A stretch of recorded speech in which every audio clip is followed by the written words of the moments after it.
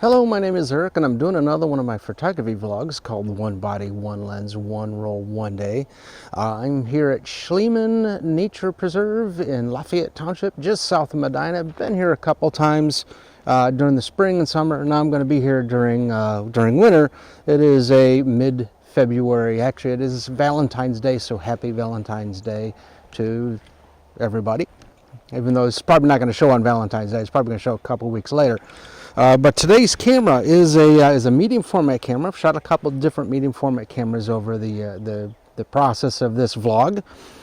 Today is a Bronica SQ-A. It's a 6x6 medium format, so I should be getting normally about 12 images. However, I got something special with this one. I do have the standard 80mm 2.8 lens, so it's kind of like a 50mm equivalent for 35mm cameras. The special thing that I have is that this camera has a 220 back. I actually do have a roll of 220 film in here. It is some Kodak Portra 160 NC. It expired about 15 years ago. So I figured I'd shoot it up. I'm going to rate it about ISO 100. Don't know how it's been kept, but we'll see what happens there. Without having a meter, I'm going to play the sunny 16 rule. It is pretty sunny, however, I'm in the overcast of some tree canopy, as you can see. So I'm going to drop it instead of, I'm going to take it down to a 60th of a second, which is one stop. I'm going to take it down to F8, which is 2 stops. Underneath the canopy, I'm going to do it one more. Actually, that'd be 2 stops from the aperture, 1 stop from shutter. That's basically 3 stops. 1 stop for film, 2 stops because I'm underneath the shadow of the canopy of tree, but I'm going to drop it one more to 5.6. So I'm going to shoot most of this underneath the canopy, 60th of a second at 5.6. If I break out in the sun, I'll make some adjustments, but right now I'm getting some nice cross shadows, and I want to see those shadows kind of come up nice and deep. Okay, let's go down the path a little bit. Let's see what we can get. Okay, this camera winds a little differently. Not only do you have to crank the shutter, moves the mirror back up out of position, but then you have to also advance the film. And there's a secondary winder back here, and boom, and moving it to the next shot. I actually had some test shots on it. I had like 3 test shots just to make sure I had this thing loaded up correctly. So that was my first shot here. Let me go see what else I can get. All right, this lens has a pretty good focus throw. Goes about halfway around because it's a thick lens. You got to maybe spin it once or twice. Kind of interesting. The way that I'm holding it is, my hand's underneath, and I'm using my hand underneath to actually shoot, and then this hand up here to kind of stabilize the shot. I'm sure other people would do it this way, or you'd have a handle or something, but that's just how I feel comfortable shooting this camera. This does have the prism finder, so I'm shooting it like an SLR type camera rather than the top-down finder that maybe some of the twin lens cameras that I've shot before, where you look down. You could easily replace this and put put the stop down finder on it. All right, I'm going to head down that way a bit. Let's see what else I can get.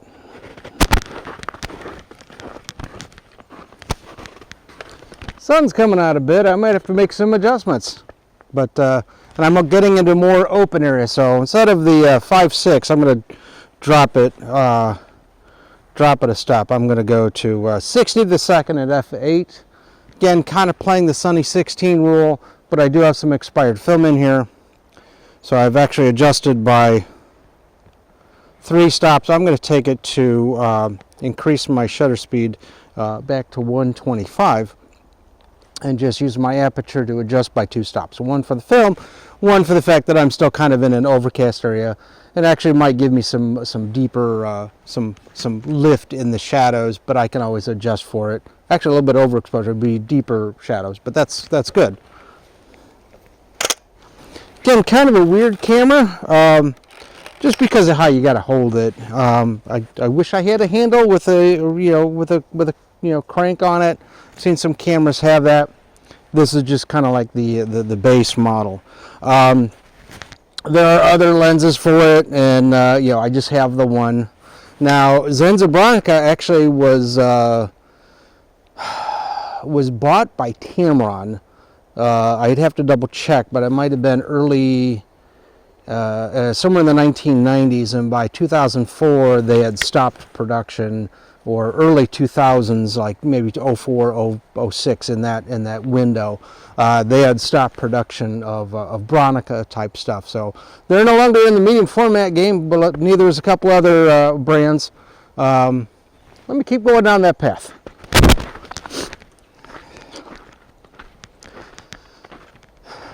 So one of the rules of composition as you're taking your photos is leading lines. So if you watch the path, it's kind of curling away, and it's hopefully when I take the photo, it's kind of drawing your attention further in to the woods and stuff like that, kind of giving some place for your eye to go rather than just looking at all this pattern of the trees with no leaves on it. So, you know, if you've got a path, if you've got a road, if you've got a stream, a river, don't necessarily send it down the middle, especially if there's a bend in it. You know, get it so people want to look down and say, I wonder what's around that corner. And that's a good way to get interest, you know, into your photo and people talking about your photo. If you especially put it into competitions or exhibits, so you want people to say, hey, that's kind of a cool photo. All right, let me get the shot. And don't forget, another rule of composition is don't level your horizon. I say don't level your horizon, but don't put your horizon right smack in the middle. No. There are, of course, there are rules of composition, and rules can be broken, but in photography, if you break more than one rule at a time, it starts to look snapshotty-ish rather than a nice photo. So I've got my horizon, when I take the photo, my horizon's kind of like in the lower third. If you follow the rule of thirds, it's across the lower section. You could also do it high if you wanted to. But I did it low, and I've got the leading line, so I've got two nice points of interest going on there. Hopefully it winds up being a good photo, but you never know with expired film. All right, let's keep going down the path. Okay, I'm on shot 20 of 24. Oh wait, this is a medium format camera. Normally medium formats you get 10 to 15 shots depending upon your roll of 120 film. Got you on that one. This is actually a roll of 220 film. This is an expired roll that I found, and this is a 220 back. I know I told you that at the beginning. You're not fooled. But I'm on shot 20 of 24. Got a cool massive tree in front of me. I got some more cool shadows. Let's keep going.